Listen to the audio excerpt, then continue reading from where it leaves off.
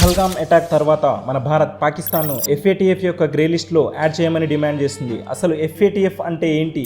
Financial action task force. ఇది 1989లో ప్యారిస్లో జరిగినటువంటి G7 సమ్మిట్లో form అయింది. దీంట్లో వచ్చేసి 39 కంట్రీస్ ఉంటాయి. దీని హెడ్ క్వార్టర్స్ వచ్చేసి ప్యారిస్లో ఉంది.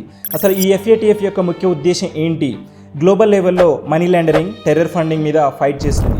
అసలు ఈ ఎఫ్ఏటిఎఫ్ యొక్క గ్రే లిస్ట్, బ్లాక్ లిస్ట్ అంటే ఏంటి? గ్రే లిస్ట్ అనగా ఇది ఒక వార్నింగ్ లిస్ట్. ఏ కంట్రీ అయితే terror funding, money laundering promote చేస్తుందో దాన్ని గ్రే లిస్ట్లో యాడ్ చేస్తుంది. పాకిస్తాన్ 2019లో గ్రే లిస్ట్లో యాడ్ చేయడం జరిగింది. బ్లాక్ లిస్ట్ అనగా ఏంటి? ఈ ఫినాన్షియల్ ట్రాన్సాక్షన్స్ అన్నీ కూడా గ్లోబల్ లెవెల్లో ఆపేయడం జరుగుతుంది. దీంట్లో నార్త్ కొరియా, ఇరాన్ ప్రస్తుతానికి బ్లాక్ లిస్ట్లో ఉన్నాయి. అసలు ఈ ఎఫ్ఏటిఎఫ్లో యొక్క గ్రే లిస్ట్, బ్లాక్ లిస్ట్లో యాడ్ చేయడం వల్ల ఏం జరుగుతుంది?